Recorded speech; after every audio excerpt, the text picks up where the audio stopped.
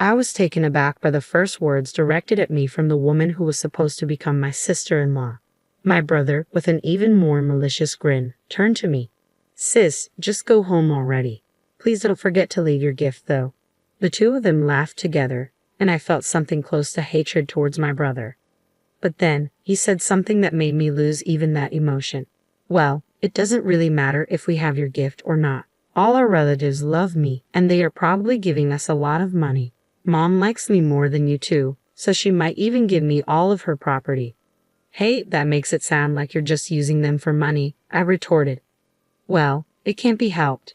They're a good source of income," he replied nonchalantly. I never thought my brother could be such a terrible person. Despite it being our first reunion in a long time, he hadn't changed a bit since the old days. If anything, his terrible personality had only worsened, and I couldn't stand it anymore. I reached my limit and left the waiting room while the two of them laughed together. "My name is Emma. I'm 32 years old. I work for a foreign cosmetics company. After graduating from college, I worked for another company but was lucky enough to be headhunted by my current company. The people I work with are ambitious, and I work tirelessly every day while receiving constant motivation. As a result, I now hold the position of department head. Ever since I started working at this company, they have recognized my worth. Every day has been enjoyable. Of course, there are times when I struggle with work, but the sense of accomplishment after overcoming those challenges is something I can't experience anywhere else.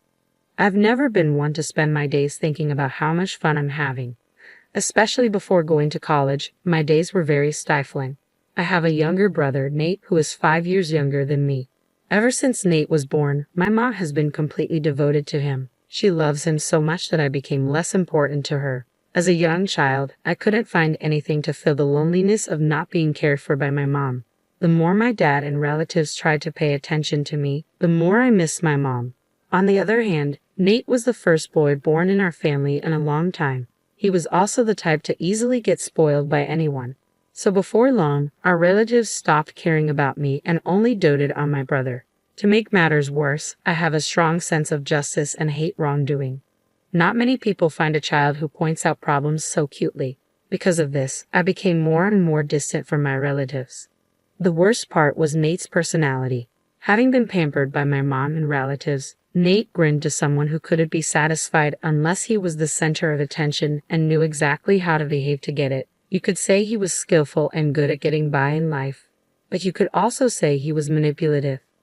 I found it increasingly difficult to get along with my brother, Nate. He often found himself in fights, and my mom was always quick to defend him. As the favoritism towards Nate grew stronger, I began to lose my sense of purpose. It wasn't just my mom. Even our relatives started favoring Nate, and I felt increasingly out of place during family gatherings.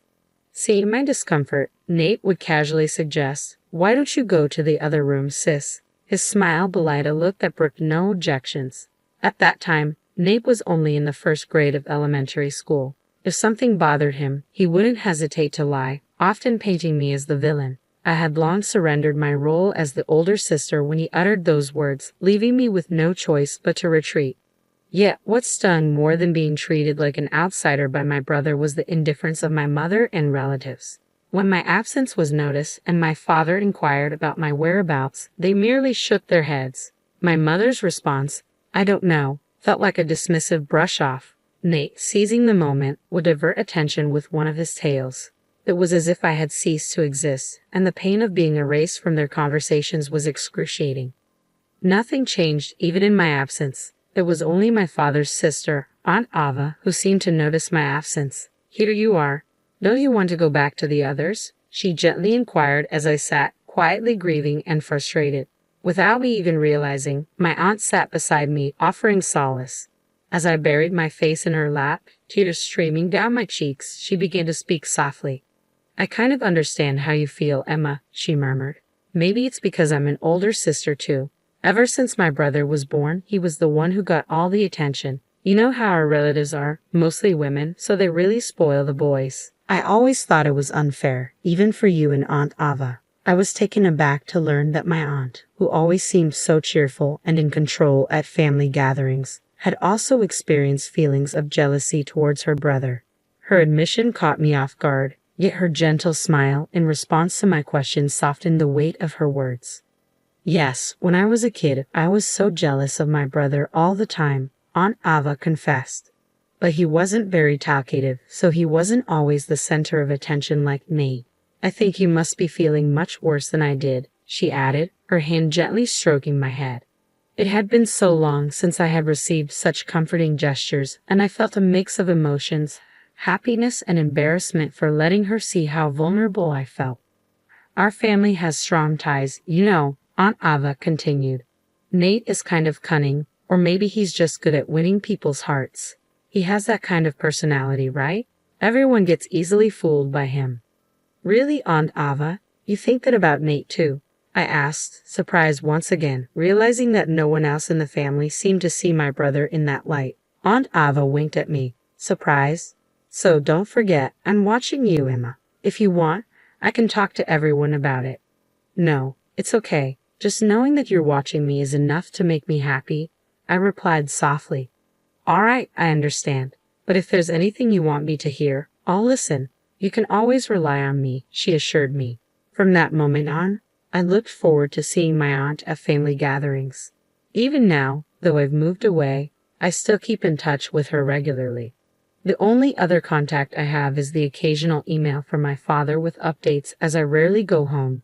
I didn't expect to receive such unexpected news from my father. Nate was getting married. At a time when I was already feeling a bit anxious about the rush of marriages among my friends and even my coworkers, this news hit me hard. Though I wasn't unhappy with my current life, I couldn't help but feel a sense of disappointment. Then, to add insult to injury, Nate contacted me. Jesus, long time no see. His message read, I'm getting married, and my fiancée is already pregnant. Don't worry about not being married and showing our parents or grandchild. I've got that covered. But in return, give us at least $10,000 as a gift. It includes the costs of giving birth. Kids are expensive, you know. My already low excitement to celebrate Nate's wedding dropped to zero because of his sense of entitlement. I even considered not attending the wedding, but eventually I convinced myself that this was a once-in-a-lifetime family event and decided to accept Nate's request. On the wedding day, after the ceremony, we were led to a family waiting room to prepare for the reception. After a long absence, I reunited with my mom and relatives, and naturally, the conversation revolved around Nate. I tried to embrace his moment in the spotlight, but old memories kept resurfacing, casting a shadow over my mood. The gloomy, overcast sky mirrored my inner turmoil, and my mood darkened with each passing moment. That's when my dad approached me. Emma, it's been a while. How's work? He inquired.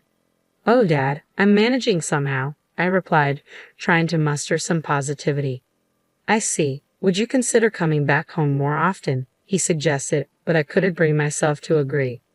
Yeah, I'll come back when work calms down. Excuse me, I need to use the restroom. I excused myself hastily, escaping the stifling atmosphere of the family waiting room. It dawned on me that perhaps I hadn't changed as much as I thought, while others remained steadfast in their ways. Feeling uncomfortable in the presence of my relatives, I let out a heavy sigh. Just then, my phone buzzed with a message from Nate, instructing me to come to the bride and groom's waiting room immediately. Wondering what he wanted at such a crucial moment, I made my way there reluctantly. As soon as I entered, Nate wasted no time. Did you bring it? He demanded, his tone implying something ominous. It took me a moment to grasp his meaning, but the disdainful glances from him and his wife made it clear. Yeah, I brought the $10,000 gift. Are you satisfied now? Congratulations on your wedding. I offered my congratulations with little enthusiasm, my heart not truly in it. But immediately, I regretted my attempt at civility. $10,000. I clearly said to give more than that. Isn't it common courtesy to give more than the requested amount? Nate retorted, his tone dripping with entitlement. Isn't $10,000 already generous? I gave it because you said the baby was coming. Isn't your attitude a bit much? I fired back, frustration bubbling to the surface. If you choose to act like this, I don't want to be involved with you in the future, I added, exasperated. Nate clicked his tongue exaggeratedly, clearly annoyed by my response. His wife joined in, laughing mockingly. Don't worry, we don't plan on relying on someone who's still unmarried in her 30s and acting so high and mighty for such a small amount of money, she taunted, her words stinging with condescension. I was taken aback by the first words directed at me by the woman who was supposed to be my sister-in-law. Nate, too, wore a malicious grin as he chimed in, "Yeah, just take your gift and leave. Make sure you leave the gift money." The two of them laughed together, and in that moment, a surge of hatred towards my brother and his wife washed over me. But Nate's next words shattered that feeling. "Well, even without your gift, we'll be fine. All our relatives love me. I'm sure they give us a lot of money. Mom likes me more than you two. She might even give me her entire fortune." Stunned, I could hardly believe what I was hearing. "Wait, that makes it sound like you're just using them for money," I protested, struggling to comprehend. "Well, it's true. That's why we invited fewer friends and more relatives," Nate retorted casually, confirming my worst fears. I never imagined my brother could be such a callous person. The amusement Nate and his wife seemed to derive from viewing our relatives, even our mother, as mere sources of income disgusted me. It was clear he hadn't changed at all since we were kids, only grown worse. Unable to bear their presence any longer, I stormed out of the bride and groom's waiting room as their laughter echoed behind me. As soon as I left, I heard someone calling my name. It was Aunt Ava. Seeing her, I couldn't help but let my feelings show. "Auntie, I can't take it anymore. I'm leaving," I confessed, my frustration boiling over. My aunt's expression turned to one of anger as she listened. "I heard what just happened. This is unforgivable. Everyone should know about it," she declared, her voice laced with indignation. "But it's true that everyone likes Nate, right? If I say something, I'm sure no one will believe me," I lamented, feeling defeated. "It's not like he's forcing our relatives to give them money, so it's just a matter of me putting up with it," I reasoned, though the bitterness in my tone was evident. "Fine. I don't think I'll ever see them again anyway," I concluded, feeling resigned to the situation. Apparently, my aunt had been worried about me after noticing my discomfort in the relatives' waiting room and followed me when I left. After hearing my conversation with Nate and his wife, she suggested telling everyone about it, but after witnessing their callous behavior firsthand, I couldn't bring myself to subject my family to such embarrassment. I had resigned myself to the situation, but my aunt was brimming with anger, a stark contrast to my own feelings. "You don't have to put up with it anymore, Emma," she asserted. "I never thought Nate would go this far. There's still time. Let's confront them together and reveal everything. If anyone still supports Nate after that, then they can be their source of money or whatever else they want." Encouraged by her words, I decided to face the situation head-on and return to the family room with her. Surprisingly, my mother's brother, Uncle John, believed my story right away. "Actually, there have been some bad rumors about him at the company," he revealed. I didn't want to doubt my nephew, and I thought it was natural for the business to have some bad times. But after hearing Emma's story, it all makes sense. I guess I was only considered valuable as long as I was paying him. Uncle John, who runs a company where Nate works, explained that Nate had been taking advantage of his position as the president's nephew and doing as he pleased. Because Uncle John is the company's president, our relatives respect him. When he acknowledged my story, everyone started to believe me one by one. Even my mother, who had been adamant until the end, gradually grew suspicious, not only because of me but also because of my aunt's revelations about Nate. My parents, who had believed me from the beginning, were radiating with anger. "I'm sorry for our son. We must have raised him wrong," my father declared. "Let's all go home today. He doesn't deserve to be celebrated." With those words, my mother and all the relatives decided not to attend the wedding reception. My parents hurriedly left the family room to explain the situation to the other guests. As we waited at the shuttle bus stop, the guests who were supposed to attend the wedding started to arrive. At the end of the crowd, I could see my parents. My father gave me a strong nod when he saw me. I was sure all the guests had decided not to attend. "Thank you for believing in me," I tried to convey to my father. But as I approached him, he was yelling into his cell phone. It was Nate on the other end. It was the first time I had seen my father so openly angry. I heard from Aunt Ava, "Nate, it seems you've been calling our family and relatives a bunch of gold diggers. How could you say that after all they've done for you? We have no intention of celebrating you anymore. We're going home today," my father declared before hanging up the phone. He'd apologized to me for all the hard times we had endured. Once we boarded the bus, Nate called me, his voice tinged with panic. "Emma, Aunt Ava turned everyone against us and spread rumors. Now nobody slept at the venue," he exclaimed, his agitation palpable. I remained composed as I responded to him, refusing to be drawn into his turmoil. Your Aunt Ava heard you guys making fun of the family, and she joined in the conversation, so everyone believed us. I explained calmly. Nate's voice, once confident, now sounded on the verge of tears as he realized the severity of the situation. What are you going to do about it? He pleaded. I don't know. We're already on the bus. Don't say that, I replied, feeling no inclination to forgive him. Are all of them on the bus too? If so, please convince them to come back with you.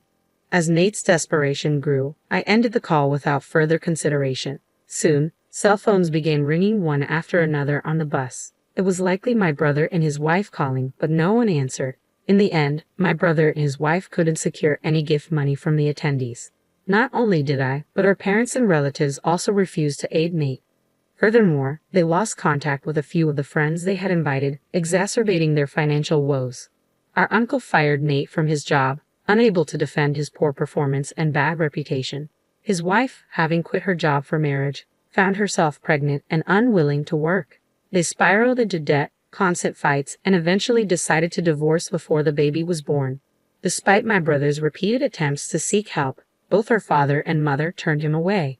Meanwhile, I found myself visiting my parents' house more often since Nate's wedding, attending family gatherings without discomfort. This newfound ease allowed me to embrace a broader perspective, becoming more flexible in handling work situations. Colleagues, subordinates, and bosses alike praised the positive change. Just the other day, I was even invited to dinner by a salesperson from a company we've been dealing with, sparking a glimmer of excitement for the signs of spring.